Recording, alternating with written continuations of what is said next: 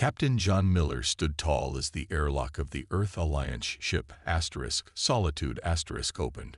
The metallic smell of the Galactic Council station filled his nostrils.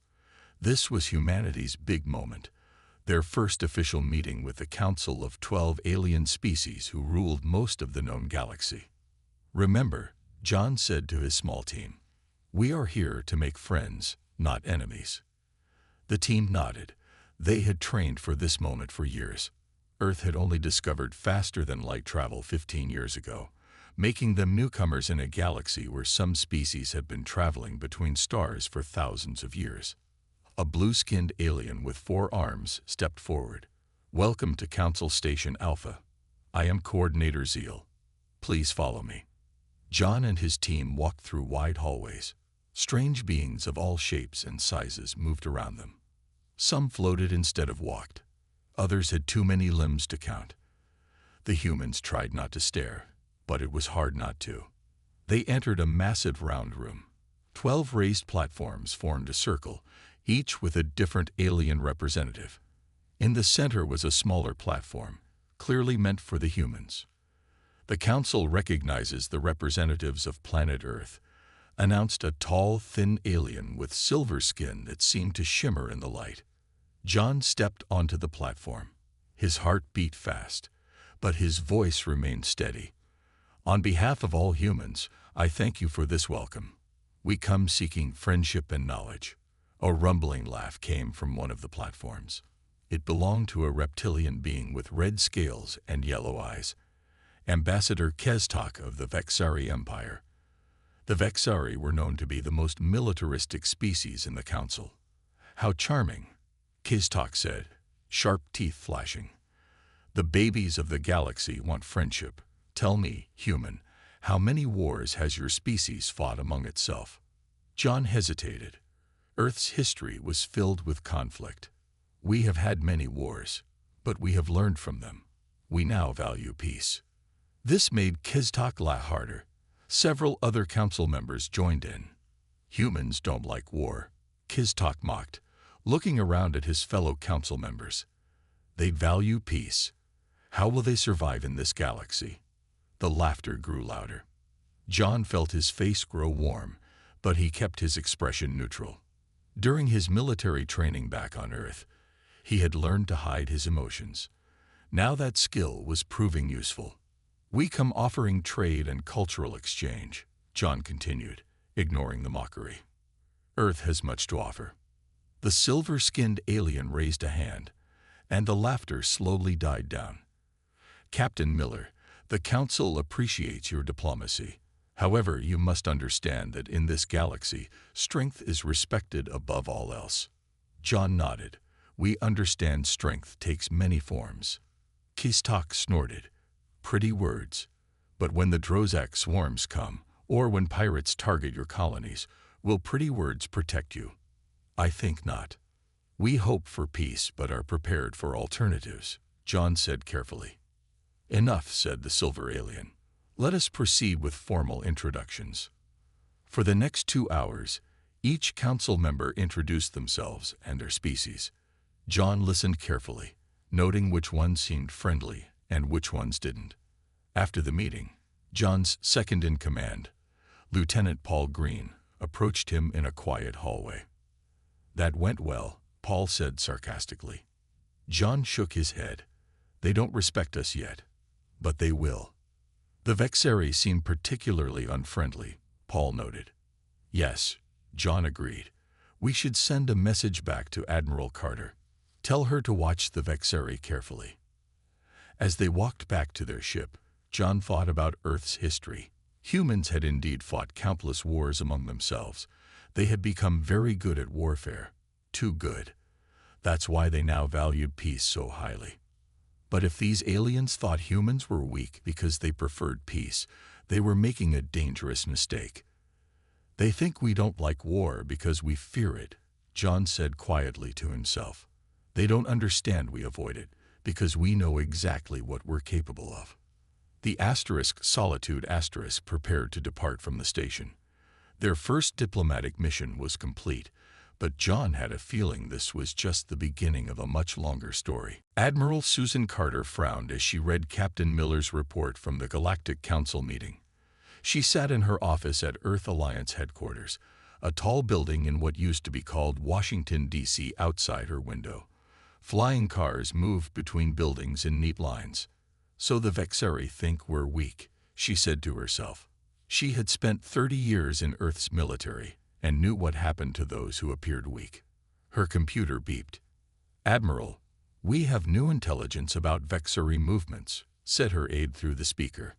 "Show me," Susan ordered. A 3D map appeared above her desk. It showed Vexari ships moving toward human colonies on the edge of Earth's territory. "This doesn't look good," Susan muttered.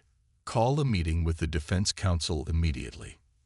Meanwhile, in a research station orbiting Jupiter, scientist Alan Patterson made a discovery that sent chills down his spine.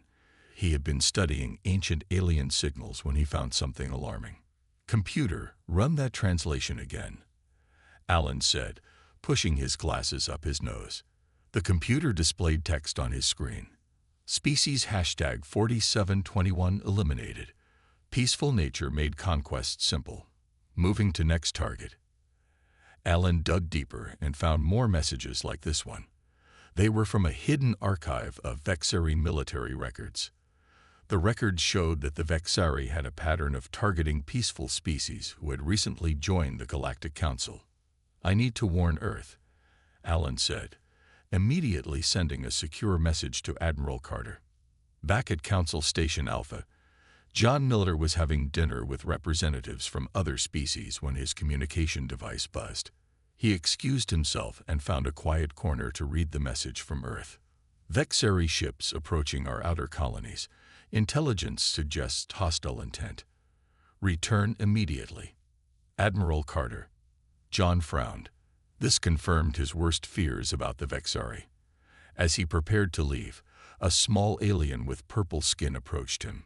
"Captain Miller, I am Elsie of the Araxian Federation," the alien said in a soft voice.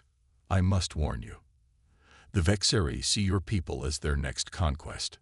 "Why are you telling me this?" John asked. "Because my people were once like yours," Elsie explained. "We valued peace. The Vexari took 3 of our worlds before we could mount a defense. Now we exist as their servants." John thanked Elsie for the warning and rushed back to his ship. The Solitude departed immediately for Earth. During the journey home, John received Alan Patterson's findings about the Vexari's history of eliminating peaceful species. "This is worse than we thought," John told his crew. "The Vexari don't just mock peace-loving species, they target them." When the Solitude reached Earth, John went straight to a meeting with Admiral Carter and other military leaders. He shared everything he had learned. "The Vexari think we're easy targets," Susan said, standing before a large screen showing maps of human territory. "They're moving ships toward our colonies on Alpha Centauri, Proxima, and TRAPPIST-2. What's our response?" asked General Frank Davis, a gray-haired man with a stern face. "We could try to negotiate," suggested a diplomat named Laura Hayes. Admiral Carter shook her head. "The Vexari only respect strength. If we appear weak now, they'll take everything." "I agree," John said. "Based on what I saw at the Council and the intelligence we've gathered, the Vexari won't stop unless forced to." "Then we have no choice," Susan decided. "We activate Protocol Omega." The room fell silent. Protocol Omega was created years ago as a last resort plan in case of alien aggression. It meant revealing military capabilities that Earth had kept hidden from the galactic community. "Are we ready for this?" Laura asked, concern in her voice. Admiral Carter's expression was grim but determined. "We've been preparing for this possibility since we first looked at the stars. The Vexari think humans don't like war. They're about to learn why." The human colony on Proxima was peaceful on the day the Vexari attacked. Farmers tended their crops under the orange sky. Children played in fields of alien grass. No one expected danger. Red flashes appeared in the sky. Vexari warships, 20 of them, moved into position above the colony's main settlement. Their weapons fired without warning. Buildings exploded. People ran screaming. The colony's small defense force tried to fight back, but they were no match for the Vexari fleet. Similar attacks happened at the same time on 2 other human colonies. The Vexari struck hard and fast, expecting little resistance. News of the attacks reached Earth within hours. Videos showed the destruction and the dead. Over 2,000 humans had been killed. In the Earth Alliance Emergency Command Center, Admiral Susan Carter watched the reports with a stone face. Around her, military officers and government officials spoke in urgent voices. "They hit all 3 colonies at once," said General Frank Davis. "Classic Vexari tactics. Strike hard, create fear, then offer terms that favor them." President William Clark, a tall man with tired eyes, looked at Admiral Carter. "What are our options, Susan?" "We activate all our hidden defense systems," she replied. "We've had weapons platforms disguised as research stations near all our colonies. They appear harmless but pack serious firepower." "Will it be enough?" the president asked. "Not to win outright," Susan admitted, "but enough to surprise them and buy time." The president nodded. "Do it, and contact the Galactic Council. They need to know what the Vexari have done." Diplomat Laura Hayes was given the task of taking Earth's complaint to the Council. She arrived at Council Station Alpha the next day and stood before the 12 alien representatives. "The Vexari have attacked 3 human colonies without warning or provocation," Laura declared, her voice steady despite her anger. "Over 2,000 civilians are dead. Earth demands justice." The council members shifted uncomfortably. The Vexari representative, Kiztok, showed his sharp teeth in what might have been a smile. "The humans entered territory that the Vexari Empire has claimed for centuries," Kiztok said. "We simply protected what is ours." "That's a lie," Laura countered. "Those colonies were established with council approval in unclaimed space." The silver-skinned council leader raised a hand. "The council offers its thoughts and concerns for the human losses. We will form a committee to study this dispute." Laura couldn't believe what she was hearing. "A committee? While our people are dying." "Council procedures must be followed," the leader said firmly. Laura looked around at the alien faces. Some seemed sympathetic, but none spoke up for Earth. She realized then that the council would do nothing. The Vexari were too powerful, and humans were too new to galactic politics. "Earth will remember who stood with us in our time of need," Laura said. "And who did not." She left the council chamber, anger burning inside her. Back at the colony on Proxima, the Vexari ground forces landed, expecting to find only frightened survivors. Instead, they found human soldiers waiting for them, using weapons the Vexari had never seen before. The Colonial Defense Force had been hiding their best soldiers and equipment. Now they fought with surprising skill and determination. Commander Steve Bennett led a group of 30 soldiers against a much larger Vexari force. They used the colony buildings and surrounding forest as cover, striking quickly and then disappearing. "They said humans don't like war," Steve told his troops as they prepared another ambush. "Let's show them how wrong they are." On Earth, Admiral Carter received the first reports from the colonies. The hidden defense platforms had destroyed 3 Vexari ships, and the ground forces were fighting back effectively. "It's time for Phase 2, Susan told her officers. "The Vexari think they know what humans are capable of. They have no idea." She pressed a button on her desk, sending a coded signal to military bases across Earth and throughout the solar system. Ships that had been disguised as cargo vessels revealed their true nature. Weapons factories hidden underground increased production. Earth was going to war. The Vexari Admiral Zrak stood on the bridge of his flagship, the Conqueror *. His yellow eyes narrowed as he watched the battle displays. 3 of his ships had been destroyed by hidden human defense platforms. This was unexpected. "These humans have some fight in them after all," he growled to his second-in-command. "But it won't save them." A communication officer approached. "Admiral, we've intercepted strange signals from Earth. Their military is activating across their system." Thrax laughed. "Let them. Their technology is primitive compared to ours." On Mars, inside what appeared to be a simple mining operation, Colonel Jane Wilson watched as huge doors opened in the red ground. Giant ships rose from underground hangars. These were Earth's true warships, kept hidden from alien eyes until now. "All ships report ready status," said her assistant. Jane nodded. "Tell them to move out. Operation Awakening has begun." Similar scenes played out across Earth's solar system. On the Moon, on Jupiter's moons, even in the asteroid belt, hidden bases revealed their true nature. Ships, weapons, and soldiers that no alien knew existed prepared for war. President Clark addressed all of humanity on a system-wide broadcast. "For 15 years, we have explored space peacefully," he said. "We hoped to find friends among the stars. Instead, we found that the galaxy is a dangerous place where the strong prey on the weak. The Vexari attacked our colonies because they thought we were weak. They were wrong." He paused, his face grim. "Since we first reached for the stars, Earth has been preparing for this day. We showed the galaxy only our peaceful face, but we never stopped preparing for war. Now the Vexari will learn what happens when you attack humanity." Across the solar system, humans cheered their leader's words. The long deception was over. Earth would now show its true strength. In his laboratory on Jupiter's moon Europa, Alan Patterson worked frantically with a team of scientists. They had been studying Vexari technology for years in secret. Now they were finalizing weapons designed specifically to counter Vexari shields and armor.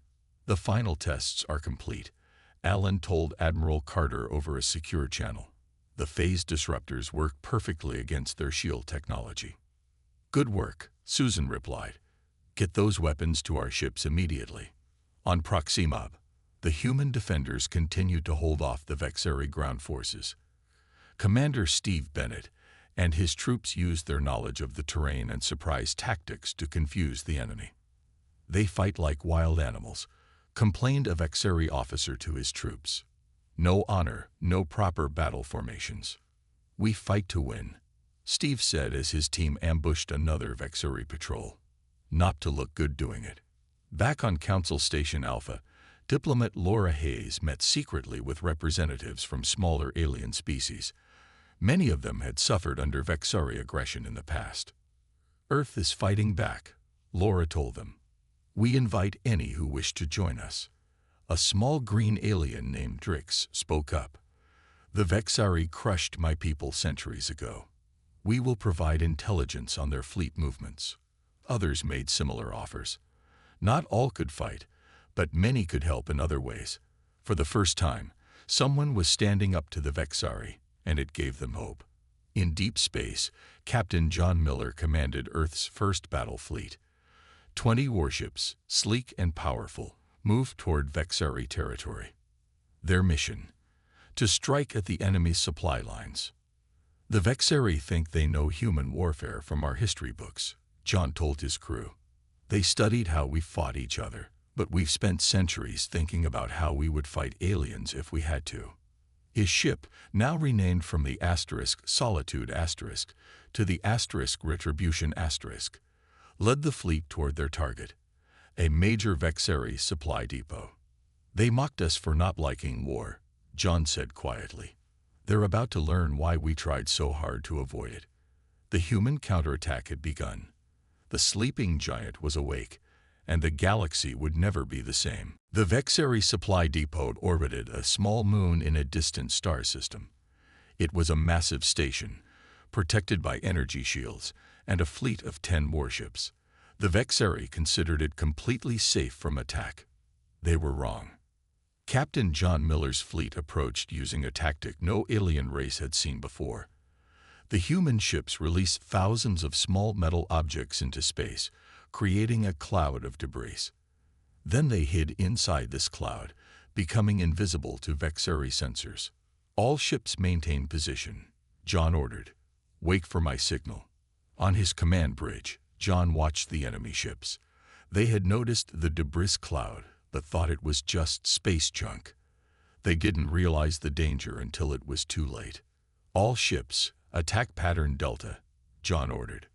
The human fleet burst from the debris cloud, firing their weapons at the surprised Vexari ships. The new phase disruptors cut through Vexari shields like they weren't even there.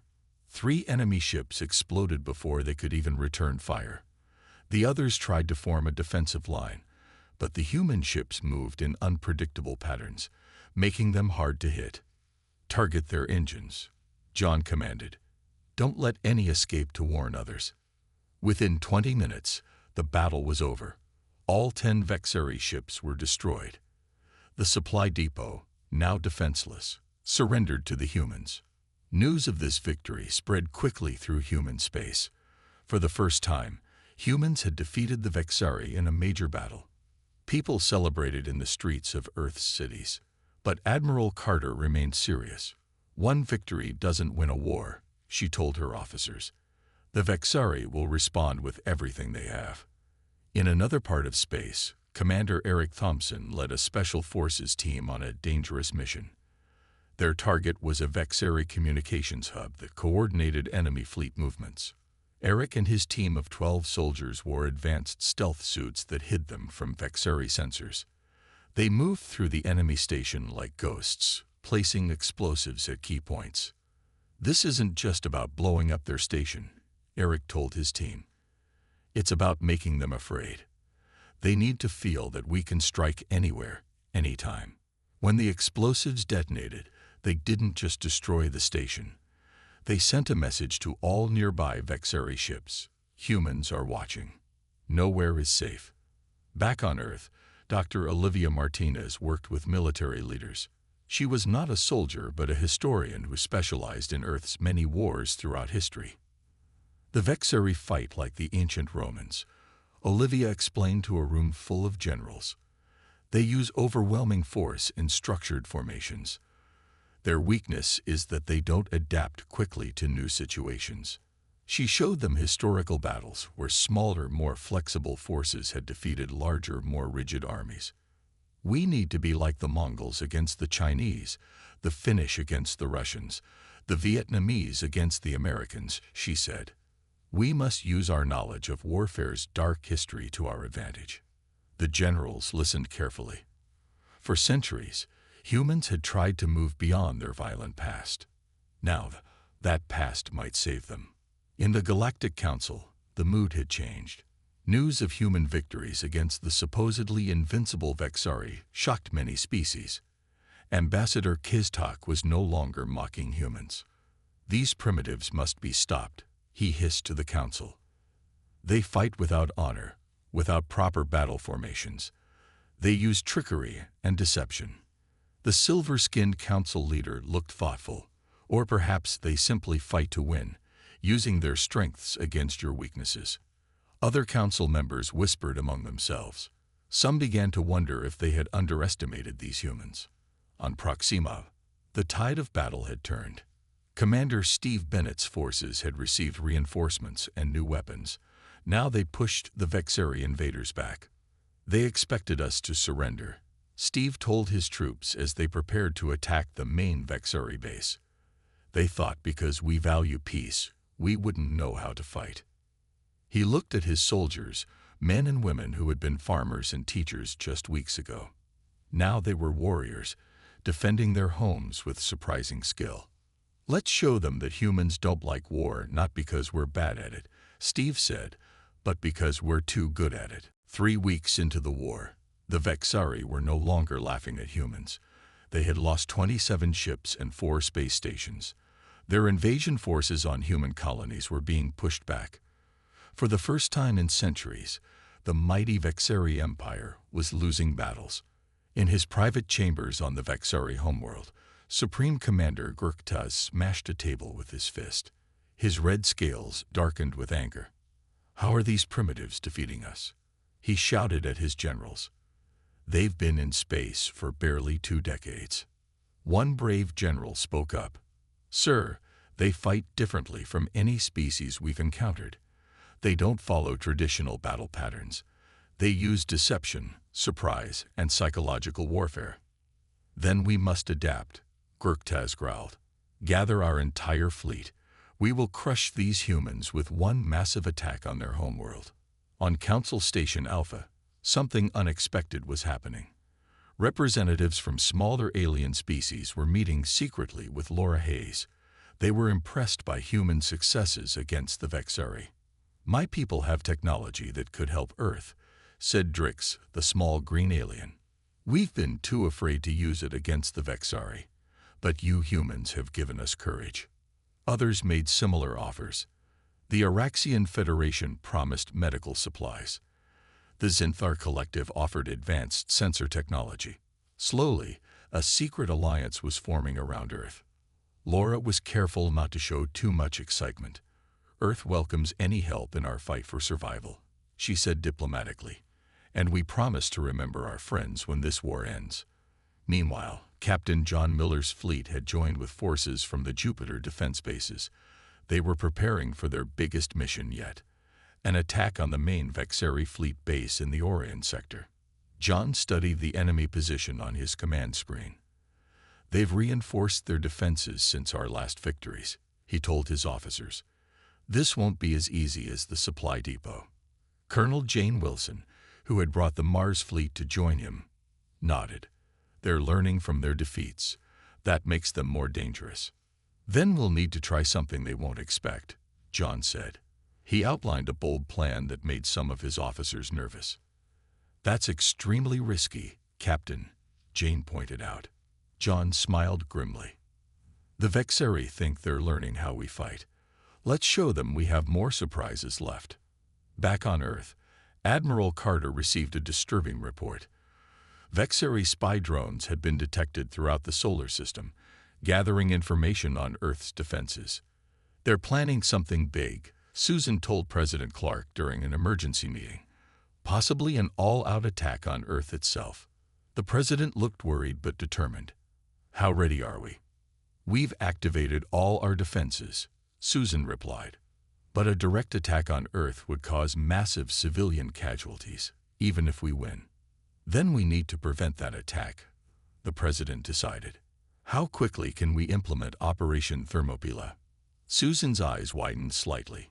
It's not fully tested, sir, but given the circumstances, we could have it ready in 3 days. Do it, the president ordered. If the Vexari want to come to Earth, let's make sure they never leave. In deep space between Earth and Vexari territory, something strange was happening in the asteroid belt of an uninhabited star system. Human ships moved among the asteroids, attaching devices to the largest rocks. Engineer Ben Foster floated outside his ship, securing another device to a massive asteroid. These gravity manipulators will turn these rocks into the biggest weapons in human history, he said to his team over the radio. Commander Lily Robinson supervised the operation from her ship. The Vexari will expect missiles, energy weapons, and fighter ships, she said. They won't expect us to throw mountains at them. On Proxima, the human forces had completely driven out the Vexari.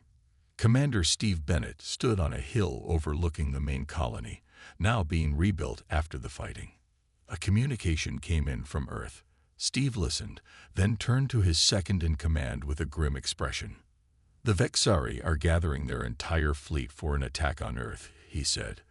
This war is about to enter its final phase. His officer looked worried. Can Earth withstand such an attack? Steve looked up at the stars. The Vexari think they know what humans are capable of. They're about to learn that we've only just begun to fight. The Vexari attack fleet was enormous. Over 200 warships gathered at their forward base, preparing to jump to Earth. It was the largest fleet the Vexari had assembled in centuries. Admiral Zrax addressed his ship captains through a system-wide broadcast. The humans have surprised us with their tricks and deceptions, he admitted, but now they will face the full might of the Vexari Empire. Their homeworld will burn, and they will learn their place in the galaxy. The Vexari captains roared their approval. None of them noticed the small, stealth human probe watching their fleet. On Earth, Humanity prepared for the coming storm. Cities built underground shelters. The orbital defense platforms readied their weapons. Every ship that could fight was brought into position. In the main command center beneath the Rocky Mountains, Admiral Susan Carter watched the enemy fleet movements on a large display. "They'll be here in less than 48 hours, she told President Clark and her assembled officers. Operation Thermopylae is ready. We've placed gravity manipulators on over 50 large asteroids in their expected path. And if they don't come through that path?" asked a worried general.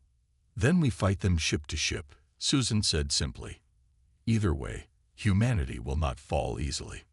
In space, Captain John Miller's fleet took up positions in the asteroid field between Mars and Jupiter.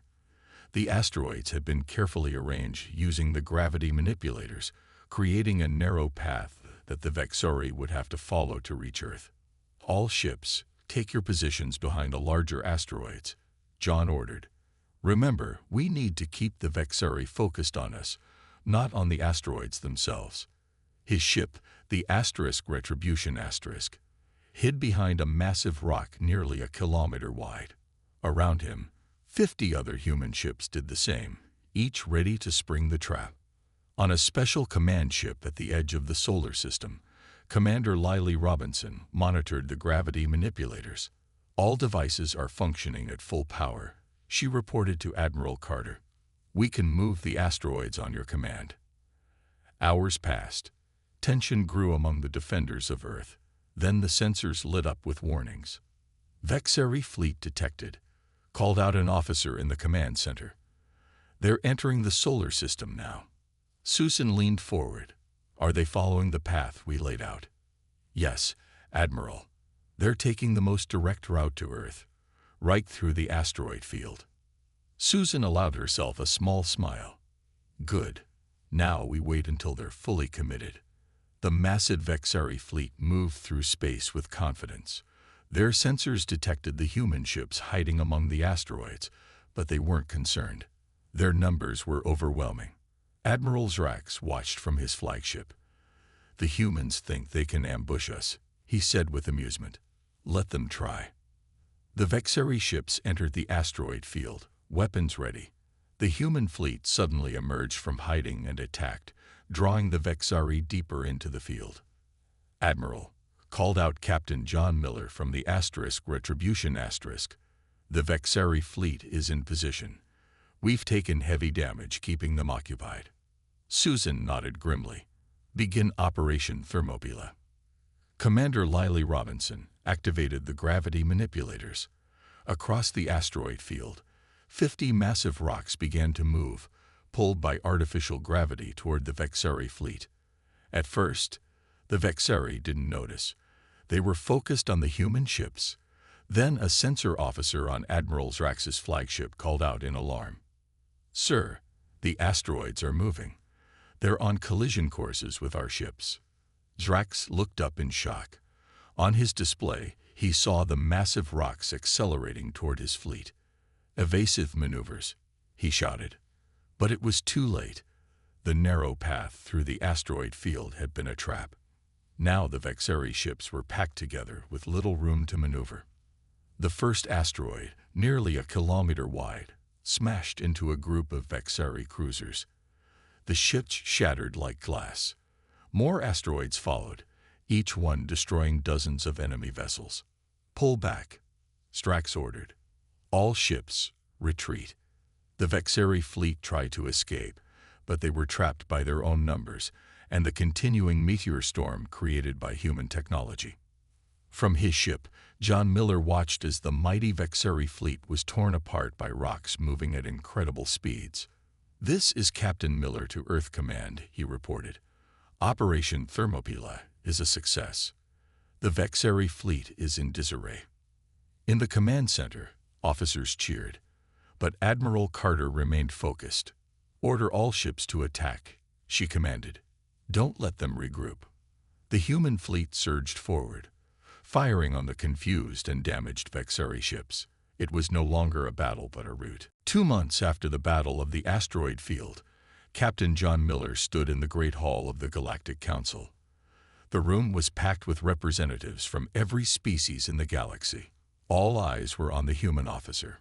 "The war with the Vexari Empire is over," John announced to the silent room. "Yesterday, Supreme Commander Gurktaz signed a peace treaty with Earth. The Vexari have agreed to return all captured human territories and to pay for the rebuilding of our damaged colonies." Whispers spread through the hall. The mighty Vexari, defeated by a species that had only been in space for 15 years. It seemed impossible. Ambassador Kestok, representing what was left of the Vexari leadership, stood sullen and silent. His once proud posture was now bent with the shame of defeat. The Vexari had lost nearly 70% of their fleet in the failed attack on Earth and the battles that followed.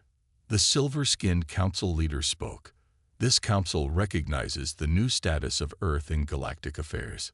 The human victory has changed many things." John nodded. He knew what the alien meant. The balance of power had shifted. Species that had lived under Vexari control for centuries were now declaring independence. The old order was falling apart. "Earth did not want this war," John said clearly. "We came to the stars seeking friendship and knowledge.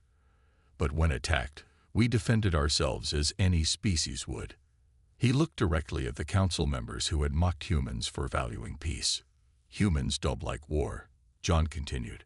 "Not because we fear it or because we are weak.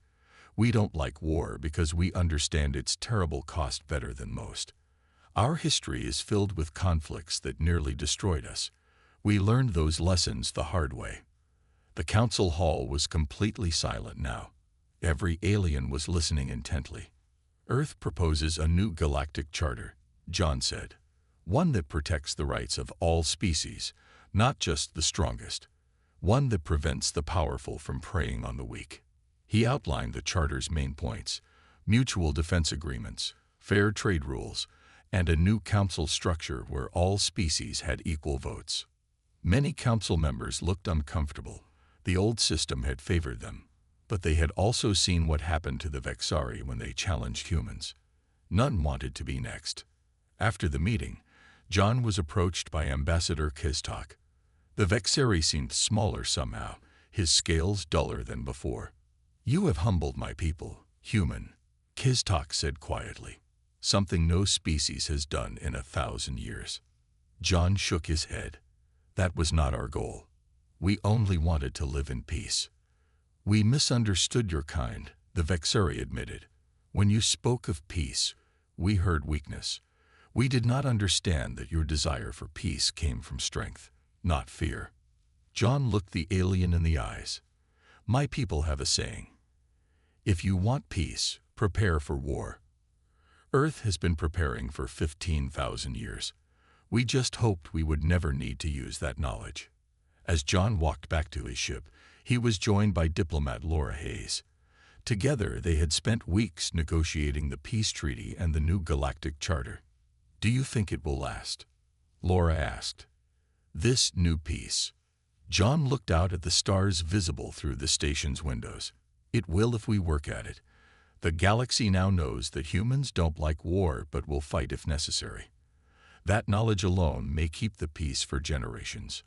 Back on Earth, Admiral Susan Carter stood with President Clark at a memorial service for those who had died in the war. Thousands of names were projected in the air above them, a sobering reminder of victory's cost. "Was it worth it?" the President asked quietly. Susan looked at the names of the fallen. They gave their lives so that humanity could live in peace among the stars. "I believe they would say it was worth it." As the ceremony ended, Susan looked up at the night sky. The stars no longer seemed alien and threatening. Humanity had earned its place among them, not just through strength of arms, but through the wisdom to use that strength sparingly. The galaxy had mocked humans for not liking war.